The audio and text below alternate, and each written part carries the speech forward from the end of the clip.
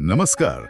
आज हम एक बेहद महत्वपूर्ण और कह सकते हैं पवित्र ग्रंथ गुरु ग्रंथ साहिब पर मिली जानकारी को समझने की एक गहन कोशिश करेंगे। जी।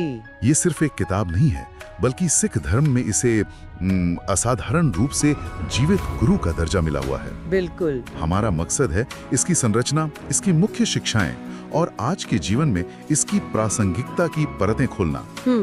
तो चलिए इस यात्रा पर निकलते हैं। इसकी शुरुआत ही दिलचस्प है कि कैसे 1708 में 10वें गुरु गोबिंद सिंह जी ने इसे सिखों का अंतिम और शाश्वत गुरु घोषित कर दिया। हाँ, ये अपने आप में एक बहुत बड़ा कदम था, ऐतिहासिक भी और आध्यात्मिक भी। सही। बिल्कुल। और ये जीवित गुरु का दर्जा, मतलब ये इसे सिर्फ एक धार्मिक ग्रंथ से कहीं ज्यादा ऊंचा स्थान देता है। हाँ बिल्कुल। ये महज अतीत का ज्ञान नहीं है, बल्कि इसे वर्तमान और भविष्य के लिए दिव्य मार्गदर्शन का एक निरंतर, एकदम जीवंत स्रोत माना जाता है। जीवंत स्रोत। हाँ, इसमें जो बाणी या शब्द है वो सिर्फ पढ़ने या सुनने के लिए नहीं है। असल में ये जीवन जीने का एक व्यवहारिक तरीका सिखाते हैं। अच्छा। और सोचिए, मानव गुरुओं की शारीरिक उपस्थिति के बाद मार्गदर्शन के लिए एक ग्रंथ को स्थापित करना, ये दिखाता है कि शब्द को, मतलब गुरु की बाणी को, कितना केंद्रीय महत्व दिया गया। हाँ, ये बात ध्यान देने वाली है। हाँ, ये ज्ञान को व्यक्ति से ऊपर सिद्धांत को शाश्वत बनाने का एक प्रयास था। तो जैसा हमने सुना, इसे आदि ग्रंथ यानी पहला ग्रंथ भी कहते हैं और ये सिख धर्म का केंद्रीय पवित्र ग्रंथ है। जी। इसे जीवित गुरु मानना ये वाकई एक अनोखी और बहुत गहरी बात है। दुनिया के अन्य धर्मों में पवित्र ग्रंथों का सम्मान तो है, पर यहाँ स्थिति बिल्कुल अलग है ना? बिल्कुल अलग। हर गुरुद्वारे में गुरु ग्रंथ साहिब की स्थापना होती है, एक ऊंचे स्थान पर, जिसे तख्त कहते हैं। तख्त, हाँ। और सुबह शाम इसके शब्दों का पाठ होता है, कीर्तन होता है। ये सिखों की रोजमर्रा की आध्यात्मिक जिंदगी का एकदम केंद्र बिंदु है। सही कहा। तो ये जीवित गुरु की जो अवधारणा है, इसे थोड़ा और समझाएंगे, मतलब व्यवहारिक रूप से क्या मतलब है इसका? हाँ जरूर। देखिए, जीवित गुरु का अर्थ है कि इसे वही सम्मान, वही श्रद्धा और वही देखभाल दी जाती है जो किसी जीवित सम्मानित गुरु को दी जाती होगी। अच्छा। रोजाना सुबह प्रकाश की रस्म होती है, मतलब ग्रंथ साहिब को आदर पूर्वक खोला जाता है और दिन भर के लिए स्थापित किया जाता है। और फिर रात को सुखासन होता है, जिसमें उन्हें सम्मान सहित विश्राम के लिए ले जाया जाता है। ओह, अच्छा। उन्हें सुंदर वस्त्रों, मतलब रुमालों से सुशोभित किया जाता है, उन पर चमर झुलाया जाता है। हाँ, मैंने देखा ये। तो ये सब दिखाता है कि ये महज स्याही और कागज का संग्रह नहीं है, ये गुरुओं की प्रत्यक्ष वाणी है, ईश्वरीय ज्ञान का साकार रूप है जो लगातार अनुयायियों का मार्गदर्शन कर रहा है। ये आस्था से भी आगे बढ़कर उस दिव्य उपस्थिति को हर पल महसूस करने की एक प्रक्रिया है।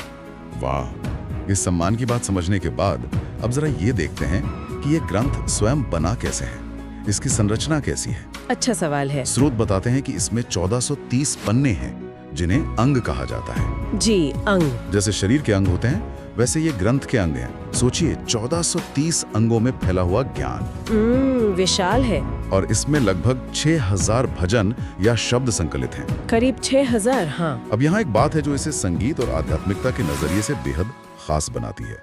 ये सभी शब्द 31 मुख्य रागों में व्यवस्थित किए गए हैं। हाँ, ये रागों वाला पहलू बहुत महत्वपूर्ण है ना? और ये सिर्फ संगीत की विविधता की बात नहीं है, हर राग एक खास भावनात्मक और आध्यात्मिक माहौल रचता है, एक विशिष्ट मनोदशा पैदा करता है। अच्छा। गुरुओं ने बहुत सोच समझकर शब्दों को उन रागों में ढाला जो उनके अर्थ और संदेश को सबसे प्रभावशाली ढंग से व्यक्त कर सके। वाह। ये सुर, शब्द और आत्मा का एक गहरा संगम है जो सुनने वाले को सिर्फ बौद्धिक स्तर पर नहीं, बल्कि भावनात्मक और आध्यात्मिक स्तर पर भी जोड़ता है।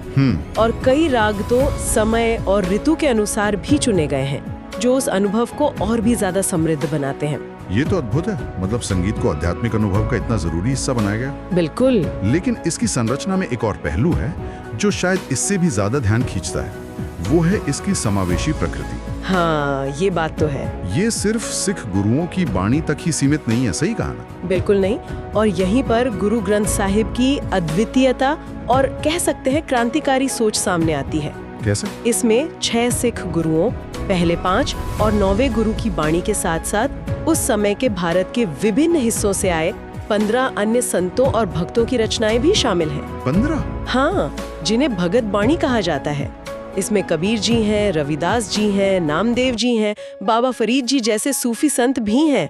अच्छा, बाबा फरीद जी भी? जी हाँ। और ये संत और भक्त अलग अलग जाति, धर्म और सामाजिक पृष्ठभूमि से थे। कोई हिंदू, कोई मुसलमान, कोई तथाकथित ऊंची जाति का, कोई नीची समझी जाने वाली जाति का। ये तो कमाल है। ये विविधता सिर्फ एक संकलन नहीं है, ये 15वीं-17वीं सदी के भारत में एक शक्तिशाली घोषणा थी कि सत्य और ईश्वर किसी एक मजहब, एक जाति या एक समुदाय की बपौती नहीं है।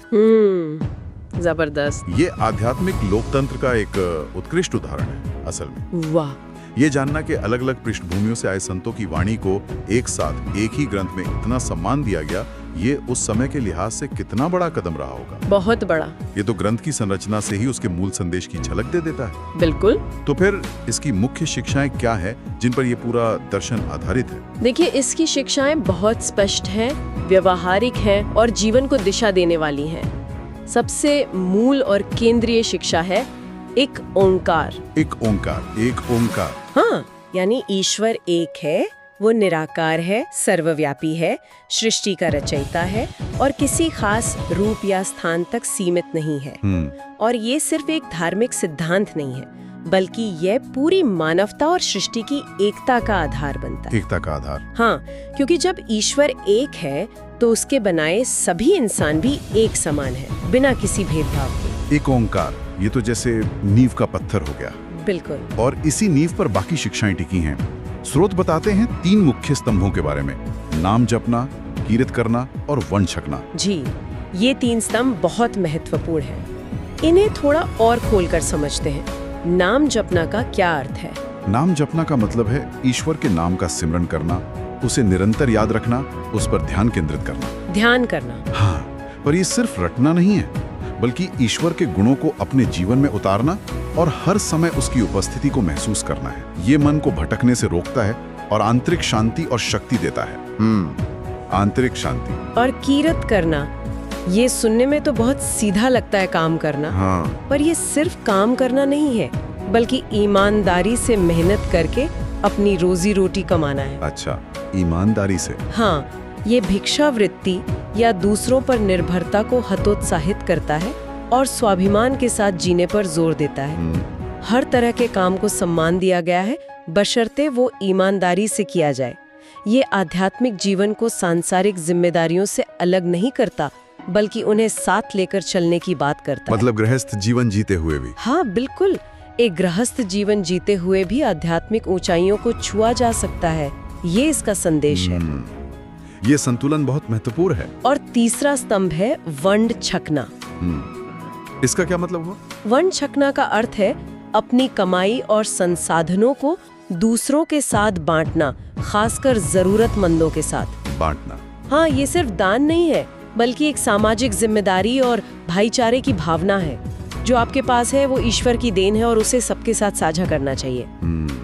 ये स्वार्थ और लोभ पर अंकुश लगाता है और समुदाय की भावना को मजबूत करता है। जैसे लंगर की प्रथा है ना। हाँ, लंगर, जहाँ बिना किसी भेदभाव के सब एक साथ बैठकर भोजन करते हैं, वो वंड छकना और समानता का एक जीता जागता शक्तिशाली प्रतीक है। बिल्कुल सही। तो एक ओंकार, एक ईश्वर, सब समान। नाम जपना, ईश्वर का ध्यान। कीर्त करना, ईमानदारी की कमाई। और वन छकना, मिल बांट कर खाना। जी, ये चारों मिलकर एक मुकम्मल जीवन दर्शन बनाते हैं। लेकिन क्या इसमें कुछ नकारात्मक चीजों से बचने की भी बात कही गई है? निश्चित रूप से। गुरु ग्रंथ साहिब 5 प्रमुख बुराइयों या विकारों से बचने की चेतावनी देता है। अच्छा। जिन्हें पंच विकार कहा जाता है। ये है काम यानी अत्यधिक वासना, क्रोध यानी गुस्सा, लोभ यानी लालच, मोह यानी सांसारिक चीजों या रिश्तों से अंधा लगाव और अहंकार यानी घमंड या मैंपन। काम, क्रोध, लोभ, मोह, अहंकार। हाँ, माना जाता है कि ये 5 विकार इंसान को ईश्वर से दूर ले जाते हैं और उसके आध्यात्मिक विकास में बाधा डालते हैं। तो इन पर नियंत्रण पाना एक सुखी, शांत और सार्थक जीवन के लिए जरूरी माना गया है। ये तो वो चीजें हैं जिनसे शायद हर इंसान अपनी जिंदगी में कभी ना कभी संघर्ष करता ही है। बिल्कुल।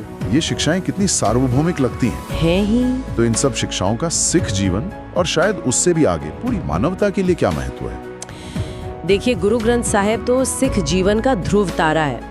हर महत्वपूर्ण अवसर, जन्म, विवाह, मृत्यु पर इसकी उपस्थिति और मार्गदर्शन अनिवार्य है। गुरुद्वारों में ये केंद्रीय भूमिका निभाता है। लेकिन जैसा कि स्रोत बताते हैं और इसकी शिक्षाओं की प्रकृति भी दर्शाती है, इसका संदेश भौगोलिक या धार्मिक सीमाओं में बंधा नहीं है। सही। एकता, समानता, न्याय, निस्वार्थ सेवा, ईमानदारी, विनम्रता, ये ऐसे मूल्य हैं जिनकी जरूरत हर समाज, हर युग में रही है और रहेगी। सरबत दा भला यानी सभी का कल्याण, ये सिख अरदास का अभिन्न अंग है और ये गुरु ग्रंथ साहिब की शिक्षाओं का सार भी है। सरबत दा भला। हाँ, ये किसी एक समूह के भले की बात नहीं करता, बल्कि पूरी मानवता के कल्याण की कामना करता है। ये सरबत दा भला का सिद्धांत आज के समय में और भी ज्यादा प्रासंगिक लगता है। बहुत ज्यादा। जब दुनिया इतनी बटी हुई नजर आती है, धर्म, जाति, राष्ट्र, रंग, कितने आधारों पर इंसान बटा हुआ है। सही कहा। ऐसे में ये संदेश कि ईश्वर एक है, सब इंसान बराबर हैं और सबका भला होना चाहिए, ये कितना जरूरी है। बिल्कुल। आज के दौर में जहां हम अक्सर पहचान की राजनीति, असहिष्णुता और संघर्ष देखते हैं, वहां गुरु ग्रंथ साहिब की शिक्षाएं एक वैकल्पिक रास्ता सुझाती हैं, सहयोग का, सम्मान का और साझा मानवता का। ये हमें याद दिलाता है कि असली धर्म इंसानियत की सेवा है। सेवा। हाँ, कीरत करनी हमें आर्थिक ईमानदारी सिखाती है, जो आज के भ्रष्टाचार के युग में कितनी महत्वपूर्ण है। वंड छकना हमें सामाजिक असमानता को कम करने और जरूरतमंदों की मदद करने की प्रेरणा देता है। सही। और नाम जपना और 5 विकारों पर नियंत्रण हमें आंतरिक शांति और नैतिक बल प्रदान करता है, जो इस भाग दौड़ भरी जिंदगी में बहुत जरूरी है। ये सोचना भी दिलचस्प है कि ये सिद्धांत सिर्फ व्यक्तिगत नैतिकता तक ही सीमित नहीं है। इन्होंने सिख समुदाय को एक मजबूत सामाजिक ताना बाना भी दिया है। बिल्कुल। लंगर के अलावा सेवा की अवधारणा, बिना किसी स्वार्थ के दूसरों की मदद करना, ये सिख पहचान का एक अहम हिस्सा है। जी हाँ। ये दिखाता है कि कैसे आध्यात्मिक विश्वास को ठोस सामाजिक कार्रवाई में बदला जा सकता है। हाँ, सेवा का सिद्धांत बहुत केंद्रीय है। ये मानता है कि ईश्वर की सेवा का एक उत्तम रूप उसकी सृष्टि की सेवा करना है। सृष्टि की सेवा।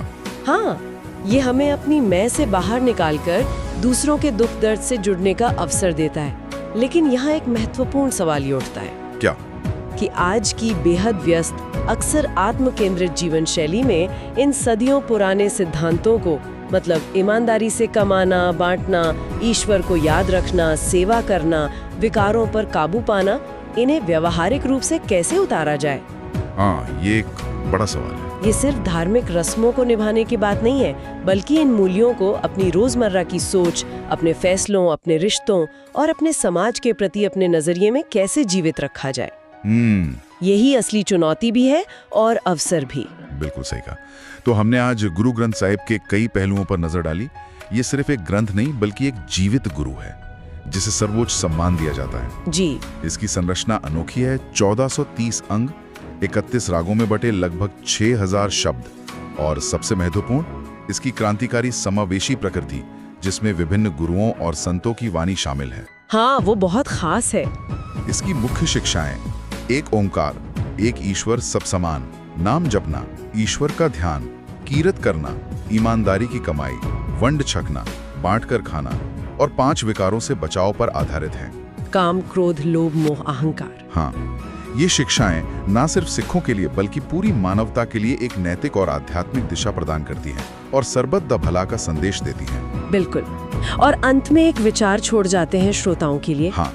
जरा सोचिए, उस युग में जब समाज जाति और धर्म की दीवारों में बुरी तरह बटा हुआ था, विभिन्न पृष्ठभूमि, विभिन्न क्षेत्रों, यहाँ तक कि विभिन्न धार्मिक पहचानों वाले संतों और गुरुओं की वाणी को एक ही ग्रंथ में बराबरी का स्थान देना, ये अपने आप में एकता, सम्मान और सार्वभौमिक सत्य की कितनी शक्तिशाली मिसाल थी।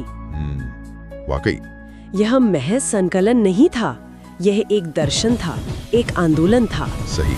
तो आज के खंडित समय में जहां अपनी बात को ही अंतिम सत्य मानने की प्रवृत्ति बढ़ रही है, गुरु ग्रंथ साहिब के इस समावेशी मॉडल से हम क्या सीख सकते हैं?